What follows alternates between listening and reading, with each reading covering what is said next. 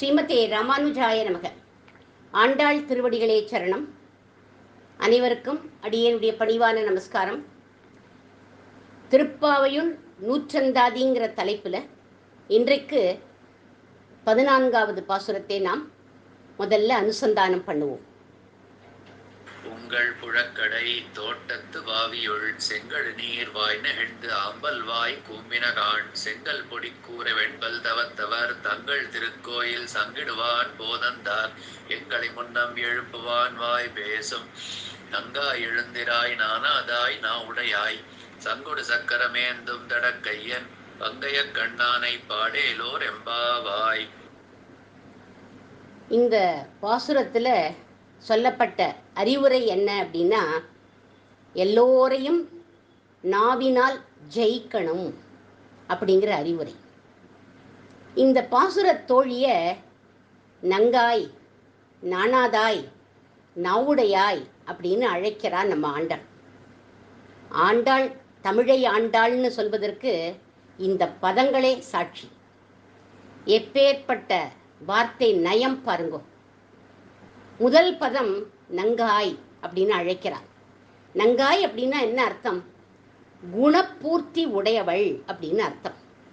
அதனால குணப்பூர்த்தி உள்ளவளே அப்படின்னு அழைக்கிறார். இப்படி நங்காய்னு பெருமையா அழைச்சா இல்லையா, உடனேயே சொல்றா நானாதாய் அப்படிங்கிறா. ஏன் எங்களை நீ முதல்ல எழுப்புவேன்னு வாய் கிழிய நேத்திக்கு நீ பேசினியே, நாங்கள்லாம் வந்தாச்சு இன்னைக்கு, நீ இன்னும் தூங்கின்னு இருக்கியே, அதனால நானாதாய் அப்படின்னு அழைக்கிறான். இந்த தோழி ரொம்ப நன்னா பேசுவா, பேச்சு சாதுரியம் உள்ளவள் இவள். இவளுடைய நாவன்மைய நாவுடையாய் அப்படிங்கிறார். ஏன்னா இவள் ஹயக்ரீவ உபாசகர். அதனால ஹயக்ரீவ மனசுல உபாசனை பண்ணினோம்னா நல்ல நாக்கு பிரளமா இது வருமா, நாக்கு சொல்வன்மை. அதனால அப்பேற்பட்டவள் இவள். இந்த தோழி தன்னுடைய நாவன்மையை காண்பிச்சு இவாளை ஜெயிக்கிறா. எப்படி ஜெயிக்கிறா? இவா விடிஞ்சதுக்கு ஒரு அடையாளம் சொன்னான். என்ன அடையாளம் அப்படின்னா, செங்கழி நீர் வாய் நெகிழ்ந்து ஆம்பல் வாய் கூம்பின அப்படின்னு சொன்னான். தாமரை புஷ்பம் மலர்ந்துடுத்து, அல்லி புஷ்பம் கூம்பிடுத்து. அதனால தாமரை புஷ்பம் காலம்பர மலரும், அல்லி புஷ்பம் ராத்திரி தான் மலரும், சந்திரனை பார்த்து மலரும், அது கூம்பி போயிடுது. அதனால விடிஞ்சு போச்சுமா, எழுந்துரு அப்படிங்கிறா. இதுக்கு இந்த நாவன்மை படைத்த பெண் சொல்றா, உங்களுடைய முகங்கள்லாம் அல்லி புஷ்பம் மாதிரியும் தாமரை புஷ்பம் மாதிரியும் இருக்கு. இப்பேற்பட்ட முக அழகுடைய நீங்கள்லாம் பங்கைய கண்ணனை பாடுறதுக்கு போறே, அது சிறந்த கைங்கரியம். அதனால்தான் நீங்க செங்கல் நீர் வாய் நிகழ்ந்து ஆம்பல் வாய் கூம்பினன்னு சொன்னேன், நானும் உங்களோட சேர்ந்து பாடுறேன் அப்படின்னு தன்னுடைய நாவன்மையை காண்பிச்சு எல்லா தோழிகளையும் ஜெயிச்சுட்டா இந்த பெண். இப்படி நாவினால் வென்று பாகவதர்களோட மனசை கவரணம் அப்படிங்கிறது தான் இந்த பாசுரத்தினுடைய அறிவுரை. செங்கழி நீர் வாய் நெகிழ்ந்து ஆம்பல் வாய் கூம்பினங்கிற இந்த வாக்கியம்தான் டீனேஜ் பாஷ்யக்கார ராமானுஜருக்கு இன்ஸ்பிரேஷனா. ராமானுஜர் டீனேஜில் இருந்தபோது இந்த வாக்கியம் இன்ஸ்பிரேஷன். இந்த எக்ஸாம்பிளை சொல்லி தான் இவரோட அத்வைத ஆச்சாரியரான யாதவ பிரகாசரை தன்னுடைய நாவினால் வென்றார் ராமானுஜர். இவர்கிட்ட சின்ன வயசுல யாதவ பிரகாசர்கிட்ட தான் வேதாந்தம் படித்தார் நம் ராமானுஜர். அந்த யாதவ பிரகாசர் சாதாரண வித்வான் இல்லை, சான்ஸ்கிரிட் டிக்ஷனரியே எழுதியிருக்கார் அவர். வைஜெயந்தி நிகண்ட் அப்படின்னு பேரு அதுக்கு. அப்பேற்பட்டவர். அவர்கிட்ட தான் இவர் படித்தார், அத்வைத சன்னியாசி அவர். ஒரு நாளைக்கு இந்த அத்வைத சன்னியாசி ஒரு சாந்தோக்கிய உபனிஷத் வாக்கியத்தை சொல்லி அதுக்கு வியாக்கியானம் பண்ணிட்டு இருக்கார். யயேஷோ அந்தராதித்யை ஹிரண்மய புருஷோ திருஷ்யத்தே. இது சாந்தோக்கிய உபனிஷத் வாக்கியம். சூரியனுக்குள் அந்தர்யாமியாக இருக்கார் ஸ்ரீமன் நாராயணன். தங்கமயமான திருமேனியோட அங்க ஜொலிக்கிறார். அப்பேற்பட்ட அந்த நாராயணனுடைய கண்கள், அந்த கண்களை எப்படி வர்ணிக்கிறது பாருங்கோ சாந்தோக்கிய உபனிஷத். தஸ்ய யதா கப்பியாசம் புண்டரீகம் ஏவமக்ஷினி அப்படின்னு வர்ணிக்கிறது. அதாவது என்ன அர்த்தம்? பகவானுடைய 2 கண்களும் புண்டரீகமா இருக்கு. புண்டரீகம் அப்படின்னா தாமரை புஷ்பம் அப்படின்னு அர்த்தம். புண்டரீகம்ங்கிற பதத்துக்கு முன்னாடி ஒரு அட்ஜெக்டிவ் வந்திருக்கு பாருங்க, கப்பியாசம் புண்டரீகம் அப்படின்னு வந்திருக்கு. இந்த கப்பியாசத்தை எப்படி பிரிக்கணும்னா கபி பிளஸ் ஆசம் அப்படின்னு பிரித்து, கபின்னா குரங்கு, ஆசம்னா குரங்கினுடைய ஆசனவாய், அதனுடைய பின்பகுதி அது எப்படி இருக்குன்னா சிவந்து இருக்கும். அந்த சிவப்பு நிறத்தோடு கூடியது எதுன்னா தாமரை புஷ்பம் அப்படிங்கிற இந்த யாதவ பிரகாசர். ஏன்னா தாமரை புஷ்பம் வெள்ளை நிறத்துலையும் தாமரை புஷ்பம் இருக்கும், ஆனால் இந்த தாமரை புஷ்பம் சிகப்பு நிறத்தில் இருக்கு. அதனால இந்த சிவப்பு நிறத்தோடு கூடிய தாமரை புஷ்பம் போல கண்களை உடையவன் யார் அப்படின்னாக்க புண்டரீகாட்சன் இப்படின்னு அர்த்தம் சொன்ன யாதவ பிரகாசர். அதுவும் சம்ஸ்கிருத நிகண்டு எழுதினவர்.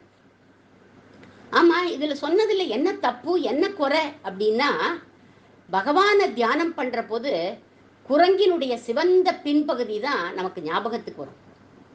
இப்படி அருவருப்பு தரக்கூடிய உவமைகளை பகவானை வர்ணிக்கிற போது சொல்லக்கூடாது. அப்படி வேதம் இந்த மாதிரி சொல்லியிருக்குமா? வேதம் எப்பேற்பட்டது, ஹோலி லிட்ரேச்சர் ஆச்சே, அது இப்படி சொல்லாதே. ராமானுஜருக்கு அதை கேட்ட உடனே கண்கள்லேருந்து அழுக வந்துடுச்சு. அப்போ ராமானுஜர் டீனேஜ் தான், அவர் 3 விதமான அர்த்தங்களை சொல்றார். முதல் அர்த்தம் கம் பிளஸ் பியாசம்னு அதை பிரிக்கணும். கப்பியாசம், கம் அப்படின்னா தண்ணி, பியாசம் அப்படின்னா ஆசனம்னு அர்த்தம். தண்ணீரை ஆசனமாக உடைய தாமரை, அதாவது ஒரு குளத்தில் பூத்த தாமரை அப்படின்னு அர்த்தம். கப்பியாசம் புண்டரீகம் அப்படின்னா பெருமாளுடைய திருமேனி ஒரு தடாகம், அது மாதிரி இருக்கு அவருடைய திருமேனி. அதில் பூத்த 2 தாமரையை போல அவனுடைய திருக்கண்கள் இருக்கு அப்படின்னா என்ன அர்த்தம்? குளிர்ச்சியா இருக்கு அப்படின்னு அர்த்தம்னு ஒரு அர்த்தம் சொன்னார். 2வது அர்த்தம் சொல்ற, கபி அப்படின்னா தாமரை தண்டுன்னு அர்த்தம். அது என்ன பண்ணும்? தண்ணீரை உறிஞ்சி தாமரைக்கு கொடுக்கும். தாமரை தண்டு தான் நேச்சுரல் ஸ்ட்ராவாம். நம்மெல்லாம் இப்போ ஏதோ ஒரு இளநீர் சாப்பிட்றதுக்கு ஏதோ ஒரு ஸ்ட்ராவை எடுத்து உறிஞ்சிடமே, தாமரை தண்டில் உறிஞ்சணும், அதுதான் நேச்சுரல் ஸ்ட்ரா. அந்த தண்டோடு கூடிய தாமரை எப்பவும் எப்படி இருக்கும்? ஃப்ரெஷ்ஷாக இருக்கும். தண்டு இல்லை அப்படின்னா அது வாடி போயிடும். புண்டரீகம்னா பகவானுடைய கண்கள் எப்பவும் ஃப்ரெஷ்ஷாக குளிர்ச்சியாக இருக்கு, வாடாமல் இருக்கு அப்படின்னு 2வது அர்த்தத்தை சொன்னார், தண்டோட சேர்த்து சொன்னார். 3வது அர்த்தம் கபி அப்படின்னா சூரியன், ஆசனம் அப்படின்னா மலர்த்துவது, சூரியனால் மலர்த்தப்படும் தாமரை, சூரியனின் கிரணம் பட்டு மலர்ந்த தாமரை போன்ற சிவந்த அழகான திருக்கண்களை உடைய புண்டரீகாட்சன். இப்படி அழகா 3 அர்த்தம் சொன்னார். குளிர்ச்சி, ஃப்ரெஷ்ஷாக வாடாமல் இருக்கும், மொட்டு மலர்வது போல அழகாக இருக்கும்னு சொன்னார் நம்ம ராமானுஜர். இந்த அர்த்தம் இவருக்கு சின்ன வயசுல எப்படி தெரிஞ்சது, டீனேஜில் அப்படின்னா ஆண்டாளுடைய திருப்பாவை. ஏன்னா அது வேதமனைத்துக்கும் வித்தாச்சே. இந்த 14வது பாட்டுல இந்த விஷயம் இருக்கு. எங்க இருக்கு? முதல் அர்த்தம் தடாகத்தில் பூத்த தாமரை, வாவியுள் செங்கழி நீர் அப்படின்னு அர்த்தம். வாவி அப்படின்னா தடாகம். 2வது அர்த்தம் தண்டோடு கூடிய ஃப்ரெஷ்ஷான தாமரை, அதுக்கு செங்கழி நீர். செங்கழி நீர் அப்படின்னா வாடாமல் தண்டோடு இருக்கும் தாமரைன்னு அர்த்தம். 3வது அர்த்தம் சூரியனால் மலர்த்தப்படும் தாமரை, செங்கழி நீர் வாய் நெகிழ்ந்து, அதாவது மொட்டு மலர்வது போல கண்களை அழகாக மூடி மூடி திறப்பவன் புண்டரீகன். வாவியுள் செங்கழி நீர் வாய் நெகிழ்ந்து அப்படிங்கிற வரிகள்லேருந்து தான் உபனிஷத் வாக்கியத்துக்கு ராமானுஜர் அர்த்தம் சொன்னார். இந்த 14ஆம் பாசுர பெண்மணி போல நம் ராமானுஜரும் நல்ல நாவன்மை படைத்தவர்னு தெரியறது பாருங்க.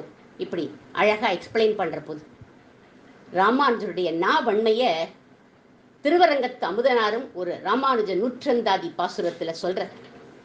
அது என்ன பாசுரம் அப்படின்னா, கலிமிக்க சென்னல் கழனி குறையல் கலை பெருமான் ஒலிமிக்க பாடலை உண்டு தன் உள்ளம் தடித்து அதனால் வலிமிக்க சீயம் ராமானுஜன் மறை பாதியராம் புலிமிக்கதென்று இப்புவனத்தில் வந்தமை போற்றுவனே.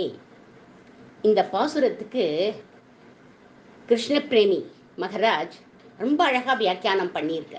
அவரோட வியாக்கியானத்தை தான் அடியேன் இப்போ எடுத்து சொல்கிறேன். அவர் என்ன சொல்லியிருக்கார் அப்படின்னா, குழந்தைகளுக்கு ஒரு கதை சொல்லுவா. எலிகள்லாம் சேர்ந்து ஒரு மீட்டிங் போட்டு தான், அதுக்கு பேர் எலி மகாநாடு அப்படின்னு பேர். அந்த மகாநாட்டில் விதவிதமான எலிகள்லாம் இருக்குது. சுண்டெலி, காட்டெலி, மோட்டெலி, பெருச்சாளி, வீட்டெலி, வெள்ளை எலி, வயல் எலி, இப்படின்னு விதவிதமான எலிகள்லாம் மகாநாடு போடுறது. அந்த மீட்டிங்கில் என்ன டிசைட் பண்ணித்துகள் அதுகள்லாம்னா, இந்த பூனை வர சுவடு தெரியாமல் வந்துருக்கு, நம்மளை பிடிச்சி சாப்பிட்றது, அது நடந்து வர சப்தம் கேட்டால் நம்ம ஓடி போயிடலாமே, அதனால அதோட கழுத்தில் நம்ம ஒரு மணியை கட்டிடுவோம், அந்த சப்தம் கேட்கும், அது வந்ததுன்னா நம்ம என்ன பண்ணிடலாம், ஓடி போயிடலாம் அப்படின்னு எல்லாம் டிசைட் பண்ணித்துகள். பூனை கழுத்தில் மணியை கட்டணும், அவ்வளோதான். அந்த மகாநாட்டில் இதுகள் டெசிஷன் எடுத்தது. சரி, உடனே யார் பூனைக்கு மணி கட்டுவா? பெருச்சாளி சொல்லிட்டு, நான் கட்டிவிடுவேன், ஆனால் பூனை லெவலுக்கு நானே பெரியவனா இருக்கிறதுனால நான் வரேன்னு பூனைக்கு நன்னா தெரிஞ்சு போயிடும், அது ஓடி போயிடும், நான் மணி கட்ட முடியாது அப்படின்ட்டு. உடனே ஒரு சுண்டெலி சொல்லிட்டு, நான் வரதே அதுக்கு தெரியாது, ஓசப்படாமல் நான் போய் லவக்குன்னு அது கழுத்தில் நான் மணியை கட்டிடுறேனே அப்படின்னுட்டு. போடா போடா, நீ ரொம்ப சின்ன பையன், உன்னால் அதெல்லாம் ஆகாது, நான் போய் கட்டிடுறேன் அப்படின்னு சொல்லிட்டு ஒரு வெள்ளை எலி. உடனே ஒரு காட்டெலி சொல்லிட்டு, நான் காட்டு பூனைக்கு தான் கட்டுவேன், இந்த மாதிரி நாட்டு பூனைக்கு நான் கட்ட முடியாது அப்படின்னு சொல்லிட்டு. இப்படியே ஒவ்வொரு எலியும் பேசின்னு இருக்கு அந்த மகாநாட்டில். அந்த சமயம் பார்த்து மியாவ் மியாவுன்னு சப்தம் கேட்டுது. அடுத்த நிமிஷம் எல்லா எலிகளும் பட்டு பட்டு பட்டு பட்டு பட்டுன்னு ஓடி மறைஞ்சு போயிட்டு. இந்த மாதிரி சில வித்வான்கள்லாம் வந்து ஒரு இடத்துல உட்காண்டிருக்கா. எல்லாரும் எலி மகாநாட்டில் எலிகள் பேசிக்கிற மாதிரி அவளும் பேசுகிறாளாம். என்ன பேசுகிறா? இந்த தடவை இந்த ராமானுஜரை விடக்கூடாது, அவனை எதிர்த்து நம்ம பேசணும், அவர் சொல்றது சரியில்லைன்னு நம்மளாம் சொல்லணும் அப்படின்னு சொன்னான். ஒரு பண்டிதர் சொல்ற, அவர் என்ன அவருடைய சித்தாந்தத்தை சொல்றது, நாம் ஏன் அதை ஏற்றுக்கணும், நாம் நம்மளுடைய சித்தாந்தத்தை சொல்லுவோமே அப்படின்னு. இன்னொரு பண்டிதர் சொல்றார், வேதத்தில் நமக்கும் பிரமாணம் இருக்கு, நம்ம அதை எடுத்து சொல்லுவோமே அப்படின்னார். இன்னொருத்தர் சொல்றார், வேத பிரமாணமே வேண்டாயா அப்படின்னார் ஒருத்தர். இப்படி ஒவ்வொருத்தரும் ஒவ்வொன்று சொல்லிட்டு இருக்கா. எலி மகாநாடு மாதிரி எப்படியாவது ராமானுஜனை மடக்கிப்படணும் அப்படின்னு சொல்லிட்டு 100 பேர் உட்காந்து பேசிட்டு இருந்தா. அந்த பண்டிதாள்லாம் 100 பேர் உட்காண்டிருந்தா. அந்த சமயம் சிங்கம் மாதிரி வந்தார் நம்ம ராமானுஜர். பட்டு பட்டு பட்டு பட்டுன்னு எல்லாரும் எழுந்து போயிட்டா. அவர் எதிரில் நிற்க முடியல. எப்படி போயிட்டா? புலிகளை போல போயிட்டாளாம். நல்ல வேளை எலிகளை போல அப்படின்னு சொல்லலை. இந்த நூற்றந்தாதி பாசுரத்தில் என்ன சொல்றார்? மறை வாதியராம் புலிமிக்கதென்று இப்புவனத்தில் அப்படிங்கிறார் அமுதனர். பல்வேறு வாதங்களை செய்யக்கூடிய புலிகள் எல்லாம் ஒரு புறம் இருக்க, ராமானுஜன்கிற மகான் எப்படி வந்தார் அப்படின்னா, வலிமிக்க சீயம், ஒரு பெரிய சிம்மம் போல வந்ததும் புலிகள், சிம்மத்துக்கு கீழே இருக்கிற பிராணிகள் தானே, அவைகள்லாம் பயந்து ஓடி போயிடுது. அதுக்கு என்ன காரணம் அப்படின்னா, கலிமிக்க சென்னல் கழனி குறையல். குறையலூர் அப்படிங்கிற இடத்துல சென்னல்கள்லாம் செழிப்பாக வளர்ந்து நிற்கிறதான். இந்த குறையலூர் தான் திருமங்கை மன்னனுக்கு சொந்த ஊர். இவர் சகல கலைகளிலும் வல்லவர். இவர் பாடின பிரபந்தங்களுக்குள்ள திருநெடுந்தாண்டகம் அப்படிங்கிற பிரபந்தத்துக்கு 100 வித்வான்கள் சேர்ந்தா கூட ஒரு பாசுரத்துக்கு அர்த்தம் சொல்லவே முடியாது. அப்பேற்பட்ட ஆச்சரியமான பிரபந்தம் அந்த திருநெடுந்தாண்டகம். சுவாமி ராமானுஜர் யாரோடையாவது எதிர்த்து வாதாடணும் அப்படின்னா இந்த திருநெடுந்தாண்டகத்திலேருந்து ஒரு பாசுரத்தை எடுத்து அர்த்தம் சொல்லு பார்க்கலாம் அப்படின்னு வரான். அந்த வித்வான்கள்லாம் பேந்த முழிச்சுட்டு உட்காண்டிருப்பா. இந்த பிரபந்தத்தை வச்சே அவ்வளவு பேர்களையும் வாதத்துல ஜெயிச்சுடுவார் நம் ராமானுஜர். ஏன்னா இந்த பிரபந்தத்துல சகல வேதாந்தங்களும் அடங்கி இருக்கு. அதனால இந்த பிரபந்தத்தை கொண்டே எல்லா வித்வான்களையும் அடக்கும்படியான பெருமை கொண்டவர் நம் ராமானுஜர். பெரிய ஞானி. ராமானுஜருக்கு அப்புறம் எம்பாருக்கு அப்புறம் அடுத்த பட்டத்துக்கு வந்தவர் பராசர பட்டர், கூரத்தாழ்வானுடைய பிள்ளை அவர்.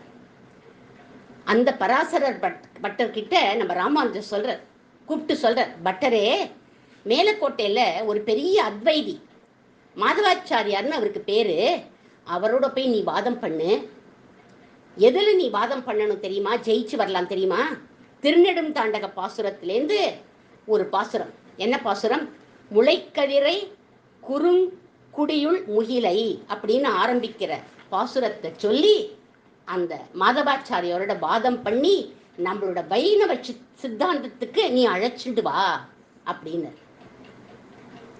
உடனே பராசர பட்டரும் அந்த பாசுரத்தை சொன்னார். என்ன பாசுரம் அது? முளைக்கதிரை குறுங்குடியுள் முகிலை மூவுலகம் கடந்தப்பால் முதலாய் நின்ற அளப்பரிய ஆரமுதை அரங்கமேய அந்தணனை அந்தணர் தம் சிந்தையானை விளக்கொளியை மரகதத்தை திருத்தன்காவில் வெக்காவில் திருமாலை பாடக்கேட்டு வளர்த்ததனால் பயன் பெற்றேன் வருக என்று மடக்கிளியை கைகூப்பி வணங்கினாளே. இந்த இடம் ரொம்ப இம்பார்ட்டன்ட். ஒரு கிளி, அந்த கிளிக்கு இந்த திருமங்கை ஆழ்வார் இதெல்லாம் சொல்லி கொடுத்துருக்கார், இந்த பாசுரங்கள்லாம் சொல்லி கொடுத்துருக்கார்.